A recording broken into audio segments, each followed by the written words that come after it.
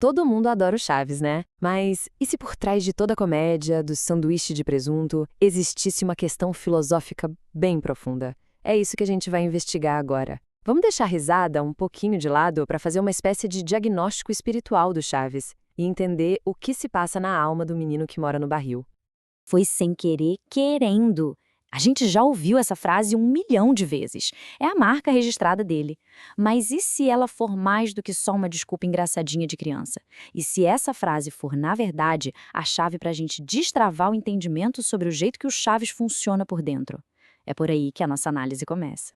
A gente sabe que ele tem fome, que ele é sozinho, que mora num barril, certo, mas isso são só os sintomas, sabe? Pensa nisso aqui como se a gente fosse uma equipe de detetives. Nós vamos usar algumas ferramentas da filosofia para diagnosticar a verdadeira doença, a condição da alma dele que está por trás de tudo isso.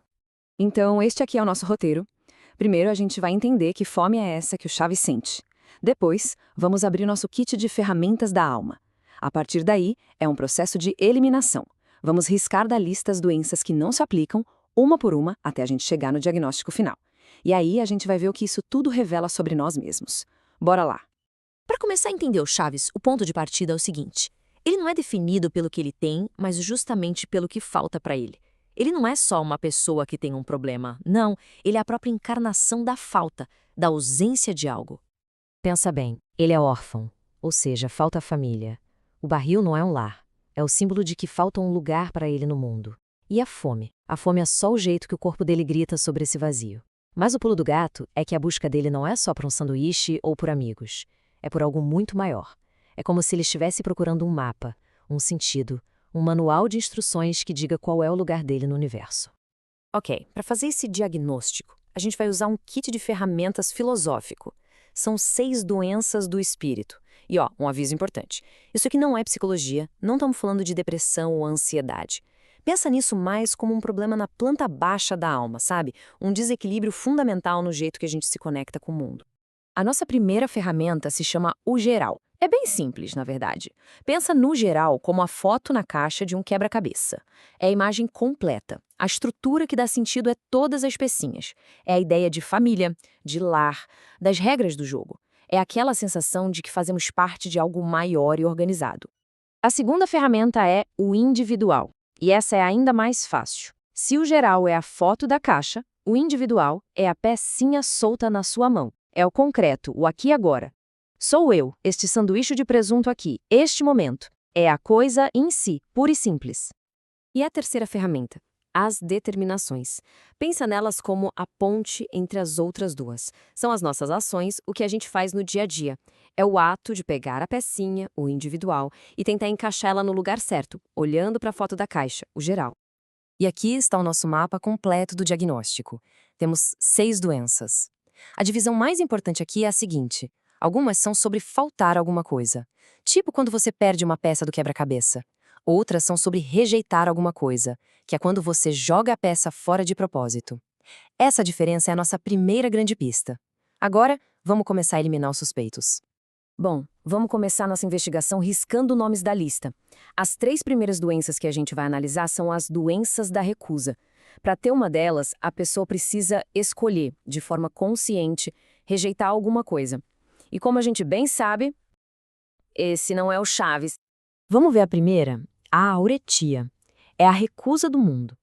O exemplo clássico é um filósofo estoico, que escolhe ser pobre, que faz jejum. O Chaves é o exato oposto disso. A pobreza dele não é uma escolha, é uma condição terrível. O estoico recusa o sanduíche por filosofia. O Chaves sonha com o sanduíche por necessidade. Não tem nem discussão, né? A auretia tá fora. E essa mesma lógica vale para as outras 2 doenças da recusa. Ele não pode estar rejeitando a foto completa ou as coisas concretas por um motivo muito simples. A vida inteira dele é uma busca desesperada por elas. Ele quer um lar, ele quer uma família, ele quer o sanduíche. O DNA do Chaves é a busca, não a rejeição. Pronto, já riscamos metade da lista. Certo, vamos para o segundo grupo de doenças. Essas aqui não são sobre rejeitar o mundo, mas sobre ter uma ideia fixa na cabeça e tentar forçar o mundo a se encaixar nela, tipo tentar encaixar uma peça quadrada num buraco redondo. O grande exemplo aqui é Don Quixote. Ele tem um ideal na cabeça, a cavalaria, e impõe isso na realidade. Ele vê gigantes onde tem moinhos de vento. Ele é movido pela vontade. Já o Chaves, ele não tem um grande ideal para impor a ninguém. Ele é movido pela necessidade. Ele não vê gigantes, ele vê um sanduíche de presunto e sente fome.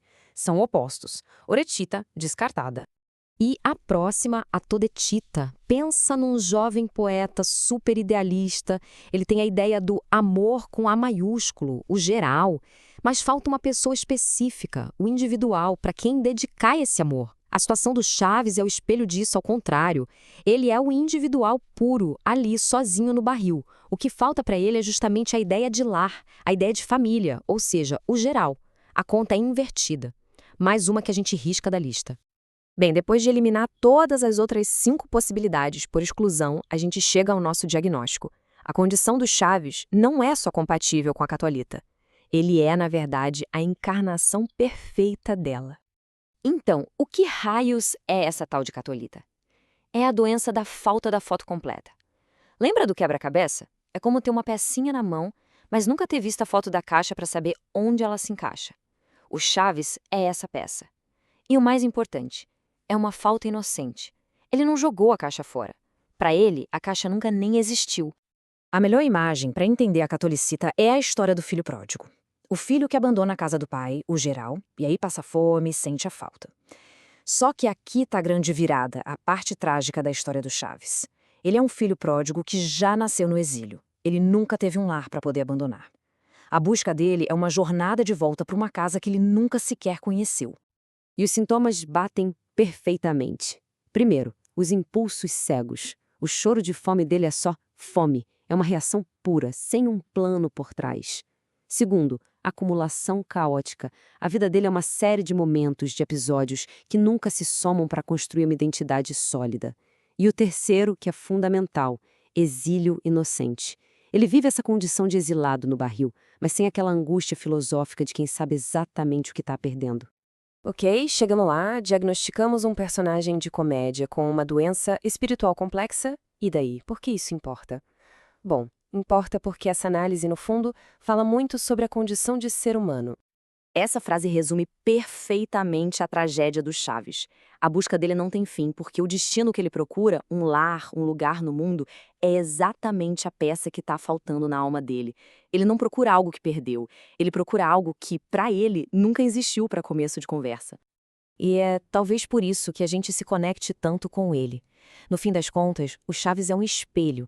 Ele é a condição humana no seu estado mais puro e essencial. O indivíduo solto no mundo, procurando desesperadamente por uma ordem, por um significado, por um lugar para finalmente pertencer.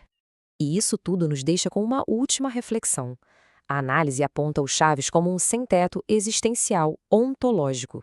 A pergunta que fica no ar é: o que isso quer dizer sobre nós, se de vez em quando todo mundo se sente um pouco sem teto, um pouco sem lugar no mundo?